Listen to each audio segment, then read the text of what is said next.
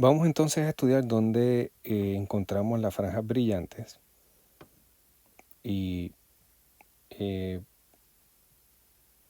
vamos a basarnos en la interferencia constructiva para determinar, ¿verdad?, la posición de esas franjas respecto a la línea central.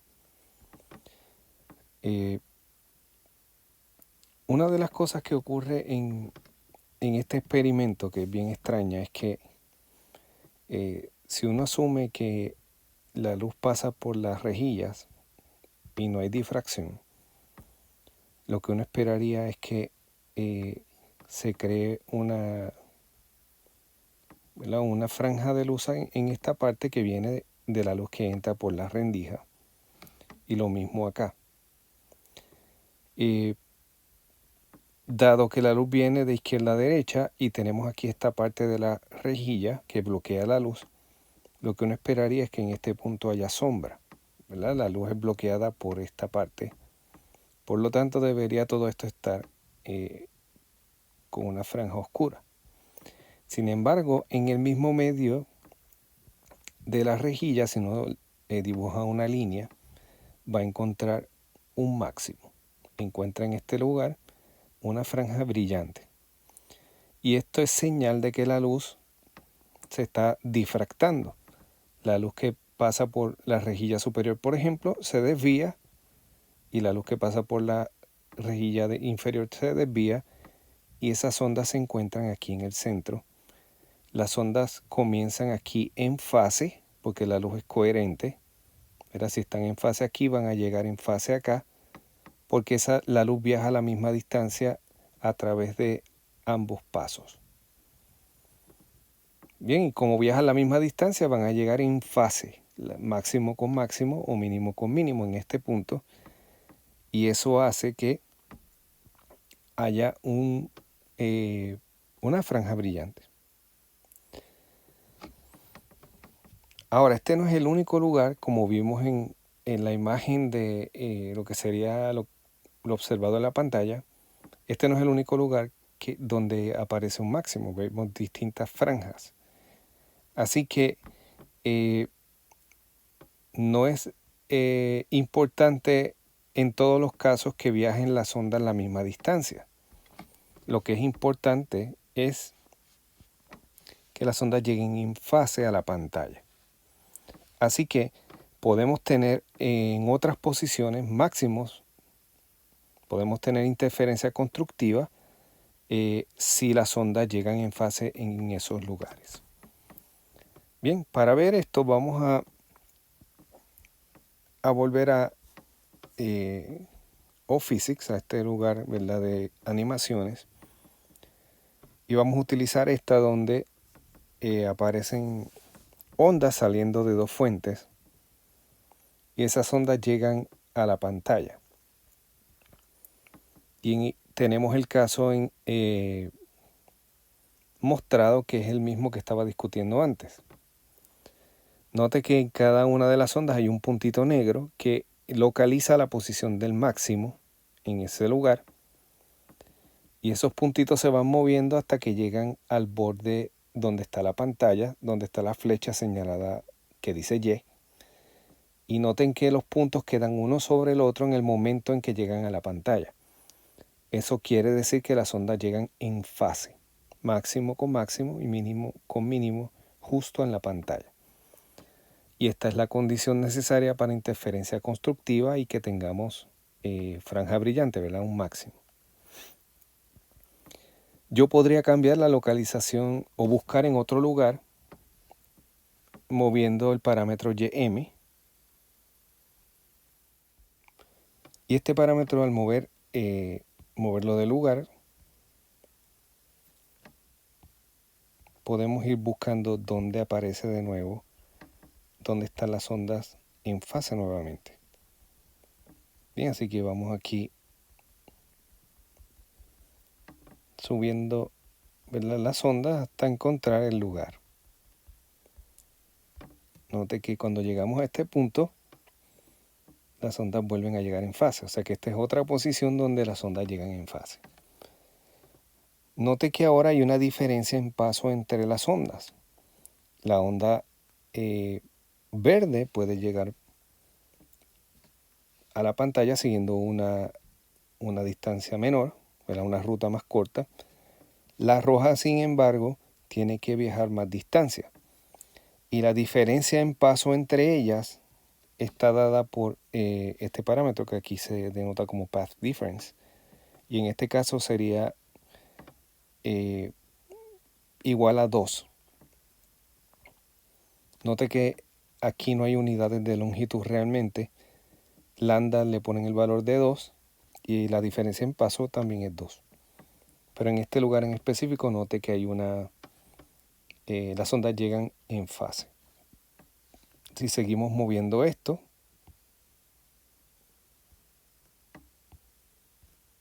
vamos a encontrar otro lugar donde las ondas llegan en fase.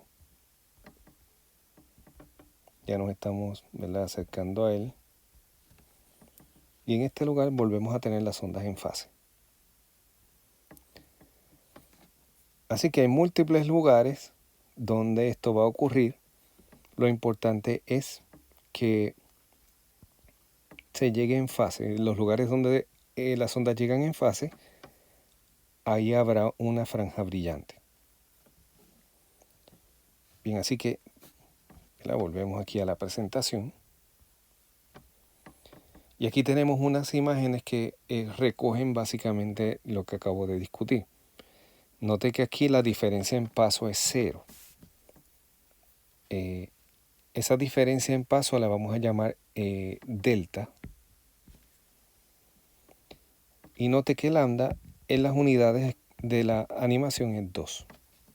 Así que para esta imagen ese paso es igual a 0, la diferencia en paso.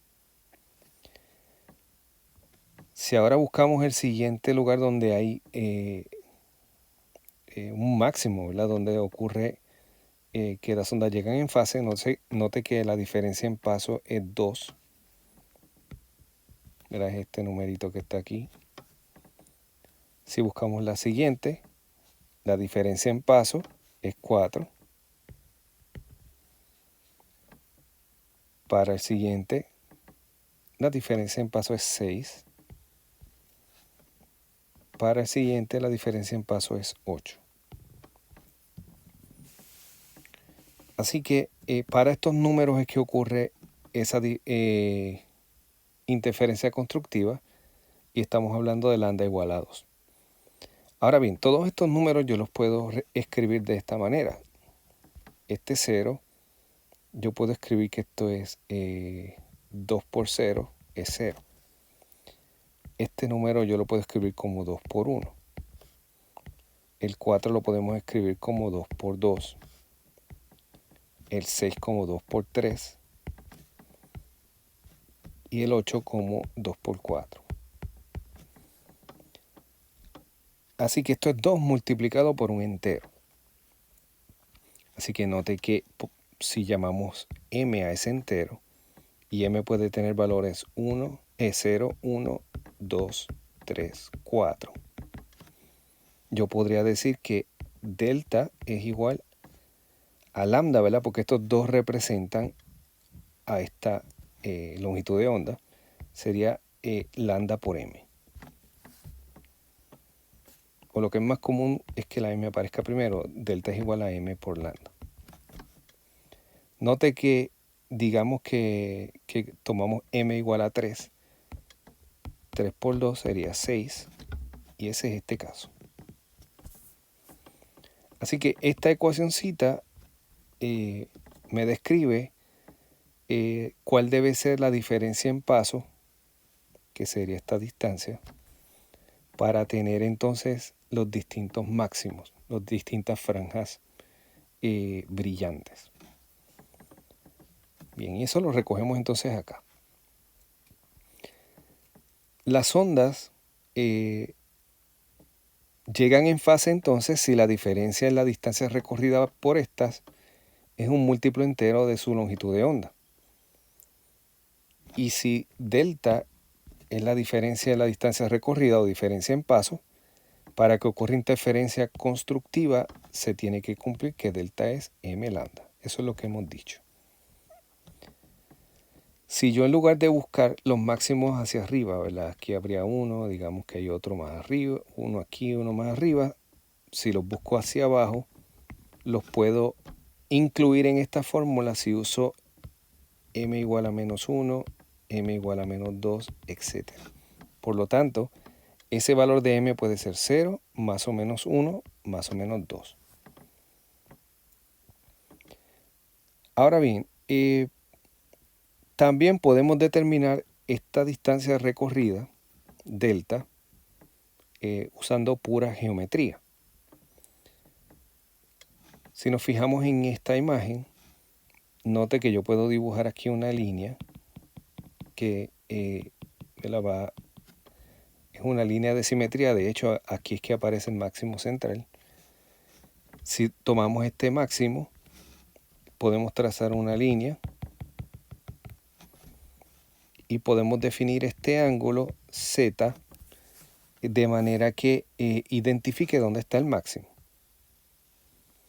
Así que usamos el ángulo Z para localizar la posición de los máximos. Y resulta que hay una relación entre ese ángulo y esta distancia delta. Si miramos esta imagen, la distancia que es delta sería esta, que es la diferencia en paso. Esa distancia tiene que estar relacionada a ese ángulo de alguna forma. Y eso es lo que vamos a describir en la próxima parte.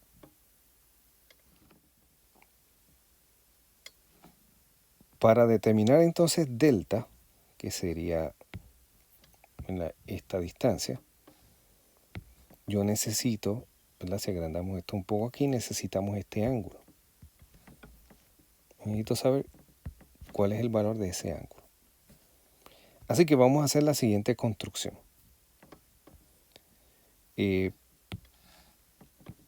Las líneas entrecortadas de esta figura, que estoy marcando en amarillo, yo las voy a agrandar aquí un poco, ¿verdad? Esto aquí representaría lo que es la rejilla. Note que aquí hay una de las rendijas y aquí está la otra. Las líneas entrecortadas en amarillo que marqué en esta figura serían las siguientes. Esta sería la horizontal y esta sería la que está en un ángulo Z. Por lo tanto, en esta figura, este ángulo es Z. Bien.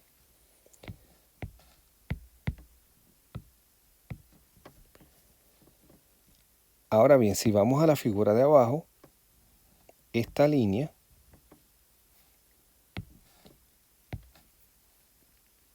que estoy marcando aquí, que define, ¿verdad? Para determinar la distancia en exceso que viaja una onda respecto a la otra, construimos esa línea y esta otra. Y entonces esta distancia es delta. Esa primera línea en amarillo, en verde, en esta figura está representada por la línea que aparece aquí en negro. Aquí esta sería la línea. Y entonces la otra sería una línea que va paralela a esa como por acá. Bien, pero esa por el momento no nos interesa. Ahora bien, note que el ángulo en la figura que queremos determinar es este ángulo que está aquí. Por lo tanto, vamos a llamarle a ese ángulo el ángulo gamma. A este ángulo le vamos a llamar alfa, a este le vamos a llamar beta. Y vamos a ver qué relación hay entre Z y gamma. Así que comenzamos analizando el siguiente triángulo. Tenemos esta línea horizontal, esta línea, este pedacito aquí y este bajando. Y aquí se forma un triángulo rectángulo. Resulta que la línea en verde es perpendicular a esta línea en amarillo.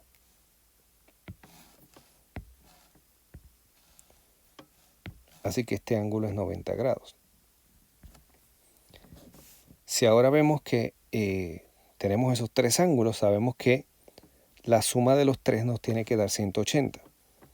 Así que alfa más zeta más el ángulo de 90 grados debe ser igual a 180 grados. Por lo tanto, esto nos dice que alfa más zeta tiene que ser igual a 90 grados. Bien, este es el primer resultado de analizar ese triángulo.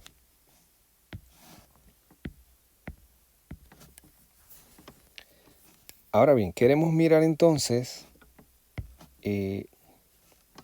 estos dos ángulos, ¿verdad? Y si uno mira este ángulo entre la rejilla y la línea horizontal, evidentemente ese ángulo es 90 grados. Quiere decir que si yo sumo zeta y beta, la suma tiene que ser 90. Por lo tanto, beta más zeta debe ser 90 grados.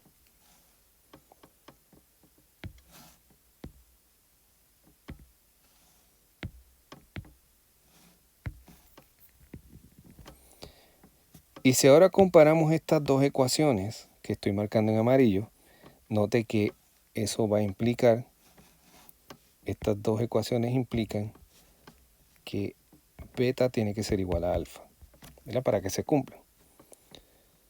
Por lo tanto, vamos acá a la figura, borramos beta y este ángulo debe ser alfa.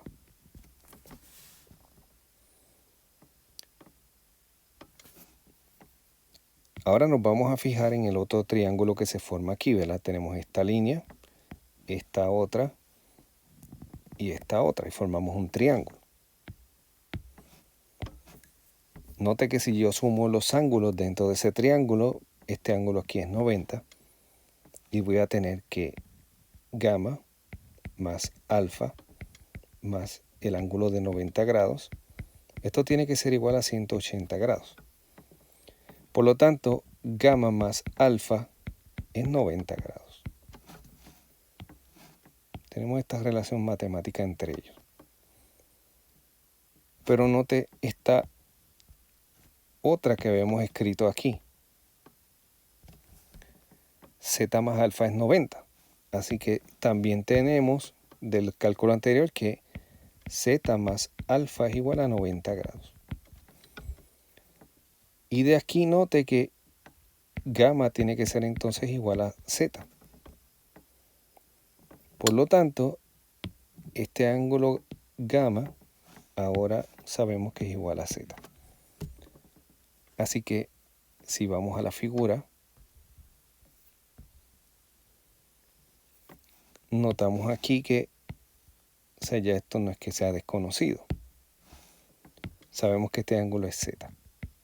O sea que el ángulo que se genera aquí, que se produce aquí, es igual al mismo ángulo al que aparece el máximo respecto a la línea horizontal. Bien. Ahora bien, ¿qué tiene que ver eso con delta, que es lo que estamos buscando?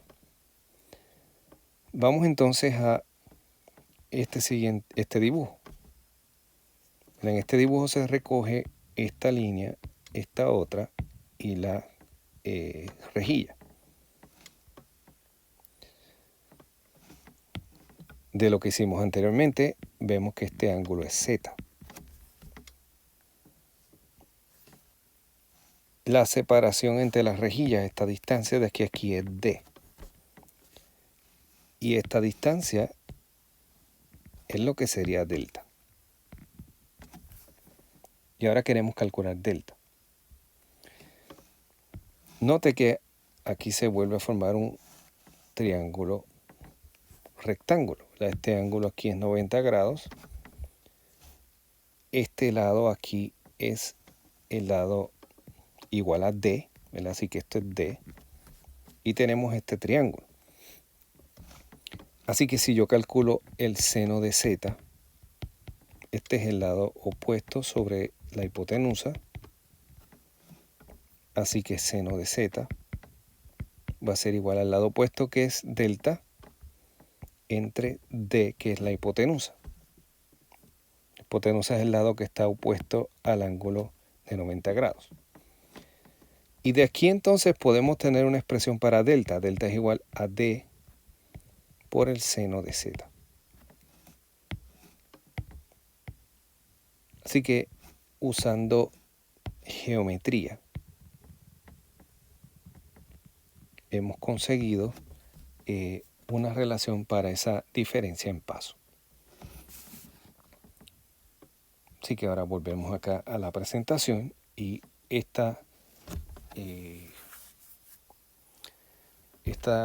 la minilla aquí pues nos da la información que acabamos de discutir. Usando la geometría del esquema, ¿verdad? del experimento, demostramos que delta es igual a D seno de Z. Ahora bien, como anteriormente habíamos encontrado que esa diferencia en paso también es igual a m por lambda, yo puedo combinar estas dos ecuaciones y obtengo la ecuación que aparece aquí abajo, que d seno de z es igual a m por lambda. Y esta ecuación es la que utilizamos para determinar el ángulo al cual aparecen esos máximos. M sabemos que es 0 más o menos 1 más o menos 2. Si m es igual a 0, se le llama el máximo de 0 orden. Si m es más o menos 1, se le llaman máximos de primer orden. Si m es más o menos 2, máximos de segundo orden, y así sucesivamente.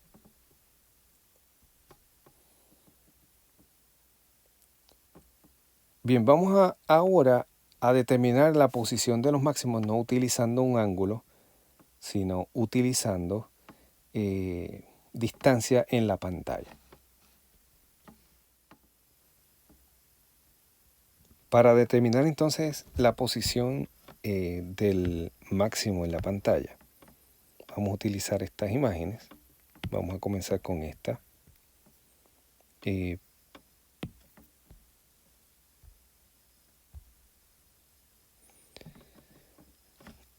En esta posición estaría el máximo.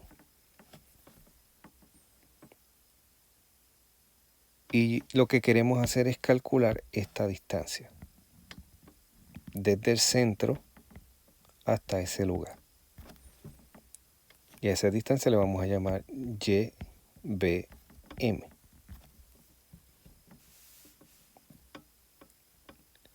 Y la notación es la siguiente. La B es porque es una franja brillante.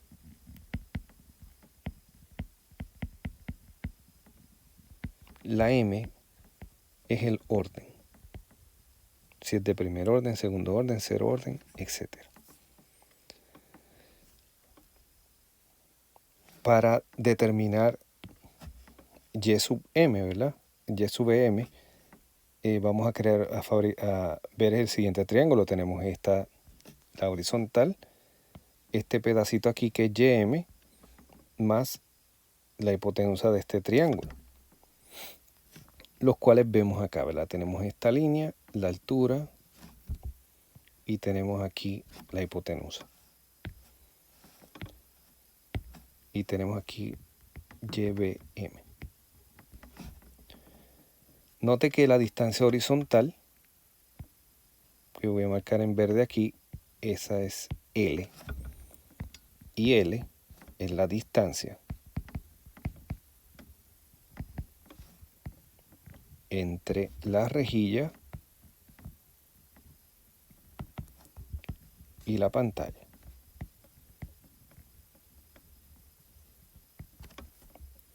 Que es del orden de metros. Y sub BM es la posición de la franja enésima brillante. Y tenemos el ángulo Z, la que está aquí. Así que si yo calculo el ángulo, el seno de ese ángulo, el seno de Z es el lado opuesto al ángulo. El lado opuesto al ángulo es Y sub BM.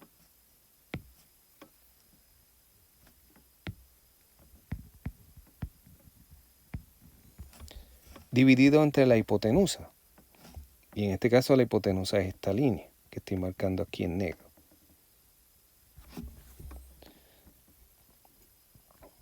Esa hipotenusa la podemos calcular como y sub bm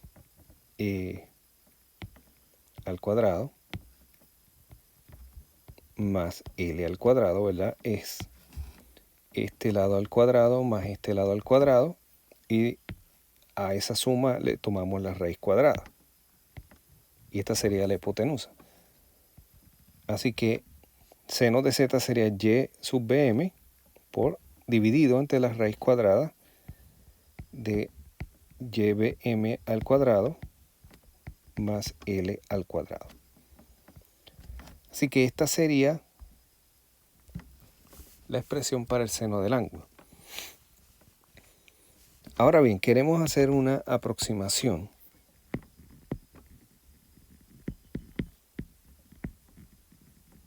para simplificar esta ecuación un poco, y es aplicable a este problema. Así que esa aproximación es la siguiente. La longitud L es del orden de metros y y sub bm como mucho van a ser centímetros. Y note que tenemos o estamos comparando en el denominador L al cuadrado contra y bm al cuadrado.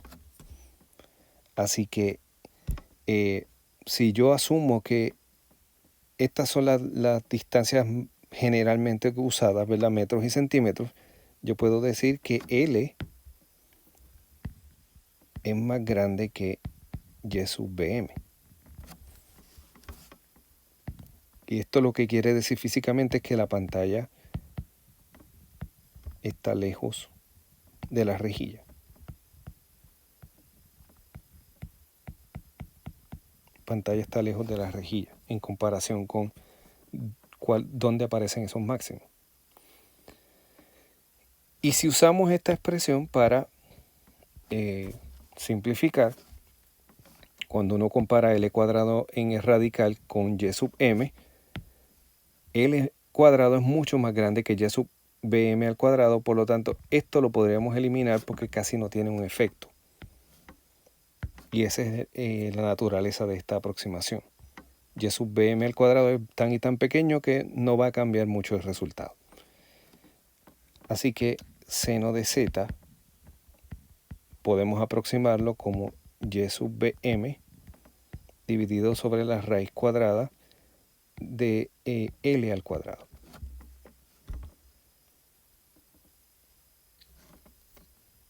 Y esto entonces sería igual a y sub m sobre L. Y esa es esta aproximación de que la pantalla está lejos. Si ahora la aplicamos a la ecuación de seno de z es igual a m lambda, pues entonces donde esté seno de z yo voy a sustituir y sub bm sobre L. Y tenemos lo siguiente, d multiplicado por y sub bm sobre L, que sería seno de z. Esto es igual a m por lambda.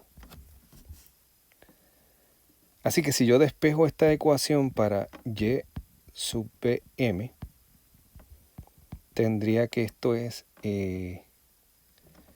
lambda por L dividido entre d multiplicado por m.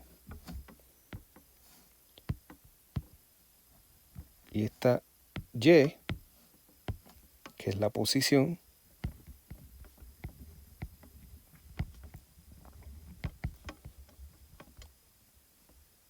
del mésimo máximo.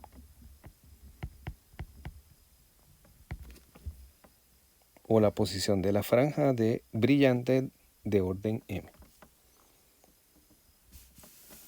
Así que habiendo demostrado esta ecuación,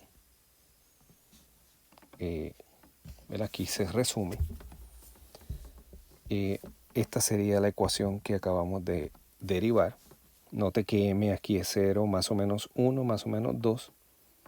Y que la idea es medir en la pantalla donde aparece ese máximo. Si el máximo aparece aquí, medir esa distancia. Es mucho más fácil medir esa distancia que medir el ángulo. Por lo tanto, muchas veces encontramos esta fórmula escrita en términos de la distancia del máximo al centro del patrón y no utilizando el ángulo.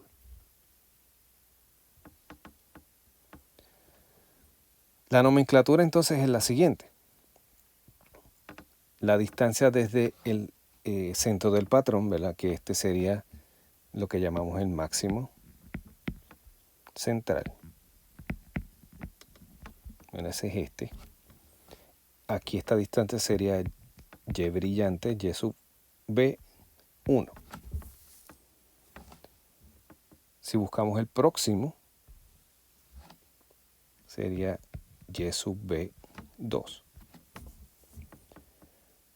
Si ahora vamos a buscar hacia abajo aquí en esta figura, este sería y sub b menos 1 y el otro y sub b menos 2.